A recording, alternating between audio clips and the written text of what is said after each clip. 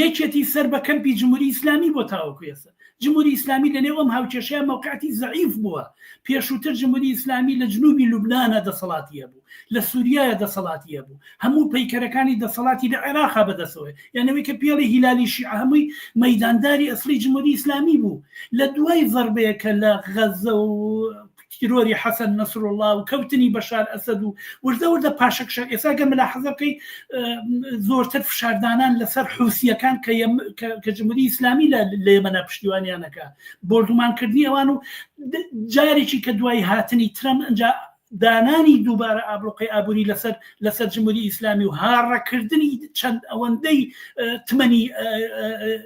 جمهوری ئیسلامی لە بازاری جیهانیە هەمووەمانە جمهوری ئیسلامی لە حاڵەتێکی زۆر خراپە ڕاگرتووە بە معنایەک ئەو هێزانش کە پشتیان بە جمهوری ئیسلامی یان مایان ئیستراتیژیان لەسەر جمهوری ئیسلامی سیاست و دەخالەتی جمهوری ئیسلامی دانابێ طبعا لەگەڵم هەلومەرجە بەرەو ڕووە بن بۆیە گەر ملاحەزەکەی ماوەی پێشەسە پارتی هەڕەشەی لە حکوومەتی مەرکەزیە کرد ئێمە لە حکوومەت لە پرۆسی سیاسی یەینە دەرەوە کە پێشووتر بە سوود بەرزانی ئەیون داواتان لێکەین داوای لە عامریە کرد داوای لە مالیشیە کرد دەرگای گفتوگۆدا مەخەن ئەپارانەوە لیان بە جۆرێک بەڵام ئێستا جۆریشی کە قساکەن لەبەرەوەی جمهوری ئیسلامی نفوزی لە ناوچەکە زەعیف بووە ئەم هەلومەرجە تازەیە کاریگەری هەیە لەسەرەوەی کە ئەمان دابنیشن چونکە خۆ ئەمان یاریکەری ئەسلی نین لە هەلومەرجی سیاسی کوردستانە هەتا تەنانەت لە هەلومەرجی سیاسی کوردستانە یەکێتی و پارتی یاریکەری ئەسلی نین محکومن بە لەبەر چاوگرتن و بە